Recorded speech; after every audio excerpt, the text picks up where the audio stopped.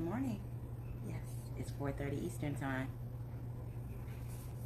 And I am up. Why am I up? I'm up because I've been doing other things besides what I'm supposed to be doing.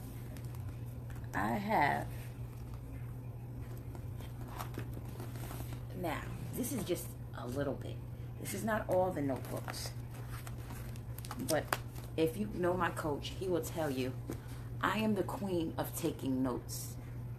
These is just a little bit of the notebooks. This is not what I have in Connecticut, and I have more in my closet. But I take a lot of notes, and basically, I have to go through all these notes because I am doing my new website, which is www.jamisabrown.com, and I've been slacking. As an entrepreneur, it is not easy. Right now, I would be at work, but my job gave what we call VTO, voluntary time off, and I took it because I wasn't feeling well. I was sick, throwing up, migraine out of this world, and I said I need to get home and just rehabilitate myself. And so I'm here, and I'm up. I have my tea. I have my water. I have my clipboard.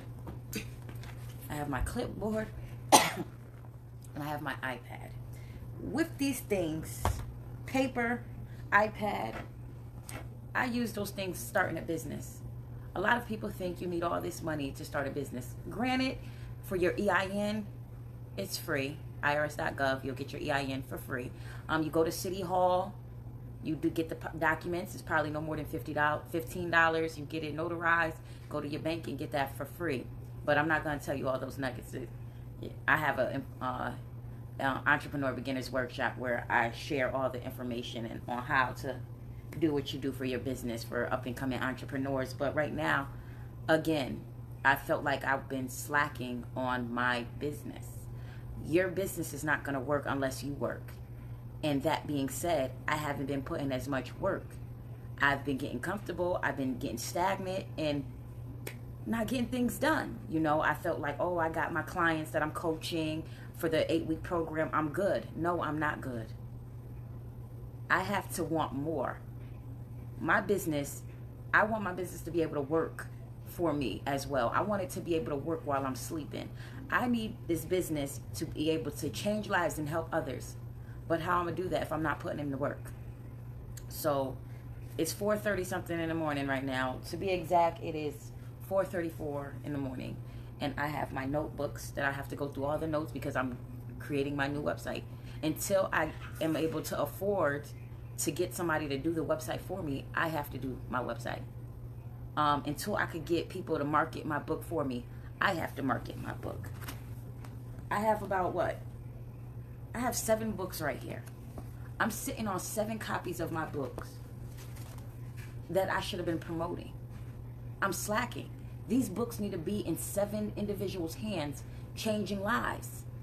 Not sitting on my dining room table collecting dust. That's not what I spent 3 months in Starbucks doing, and another 2 months in my cafe, my computer cafe at my home complex, getting this done. I didn't create this book.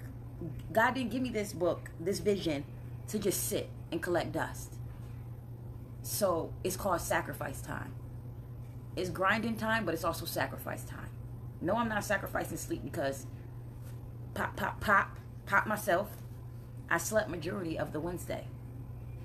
I only got up just because I had a coaching call. I had a Bible study lesson I did. You know, sharing the antidote for the 7 weapons of self-destruction. And went over that with a young lady and sent out the link to the other ladies that wasn't able to be on the call. But, hey, they paid for it. So I need to be up and ready, getting that stuff done.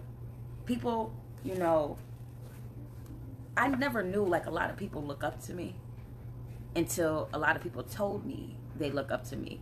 They are inspired by me. They love how I change my life and doing better and helping others do the same. So I'm not doing a service. I'm doing a disservice to those that look up to me. I'm doing a disservice to those that God called, that are assigned to me, that I am supposed to be helping. If I'm not talking about transformation against all odds, 10 steps to rebuilding a life for a woman, if I'm not talking about this book, I'm not working. I'm not doing what I'm supposed to be doing. If I'm not sharing the 8-week program, Rebuild Your Life System, which is at the end of that program, you get your certificate of becoming a life coach. If I'm not sharing this program, how do people know what I do and what I do it for? How, if I don't do this website, my website, how am I going to get booked for speaking engagements? How am I going to get booked to go and speak to women empowerment events and schools? How are people going to want to come under my program to be getting coaching advice for me if I'm not putting in the work? You know, I can't wait till my call with my coach next Wednesday. And, you know, I can't wait till my call at 1 o'clock with an accountability partner that's a part of the coaching program I'm a part of. Yes, every coach should have a coach. And if you are talking to somebody and they say they don't have a coach, I'm going to let you know that person is not a coach. Because who is teaching you? Is leading you? Who are you following? Who is teaching you the things that you need to know to tell me you are a coach? So yes, I have a coach. And yes, I have an accountability partner. And he actually messaged me and was like, hey, when can we touch base? Because we gotta talk. I'm worried about you. For that individual to say that to me means so much to me. Because you have to check on your strong friend. Being an entrepreneur is not easy. I'm going through things. You know, my brake pads are going. My rotors are, I think it's my brake pads or the rotors, something on my car on the left, on the driver's side. I don't feel safe driving my car. So I have to get that fixed. But guess what? I don't get paid till next Friday. But then guess what? I'm sitting on 7 books.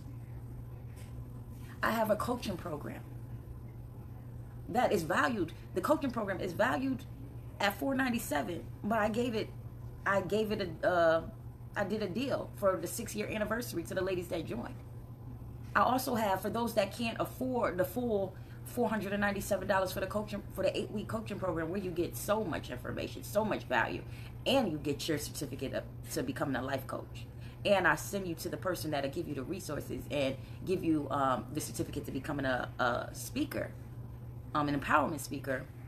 Whatever, it's a clarity speaker, transformational speaker, whatever. It's 4 levels of speaking, and he teach you all that in his program. But I send you to the person so you can get your certificate in speaking when you're done with this program. But my thing is, how will people know that if I'm sleeping all day? How will people know that if I'm not putting my priorities before my desires? And I was talking to the young lady when we was talking about Bible study today. Like, we battle flesh and spirit. We battle desires. We battle needs and wants. I knew I shouldn't have went out last night. But you know why? What happened? My desire won over my spirit. I was like, oh, I didn't go out in a long time. All I've been doing is working. I've been working my 9 to 5. I haven't been working my program as I'm supposed to be working it. You know, I haven't been working my business. Yes, I meet with my clients, my coaching clients every week. But when I'm not meeting with them, what am I doing? So I just come up here to share with you, if you're in business, your business is not going to work unless you work it. If you're an upcoming entrepreneur, I want you to know it's not easy and it's not hard, but it's worth it. And it's grind time. It's time to sacrifice. It's time to put your needs before your wants. It's time to put the spirit before the flesh. It's time to put them desires on a hold. You know, yes, God will give you all your heart's desires, but what are you doing for him? Are you obeying him? He called you to do something. He called you to write a book. He called you to start a program. He called you to start an organization. What are you doing? How you want him to fulfill your desires, but you're not fulfilling what he needs you to do, the purpose he has for your life? So I just came up there to share with you with that. And I'm going through all these notebooks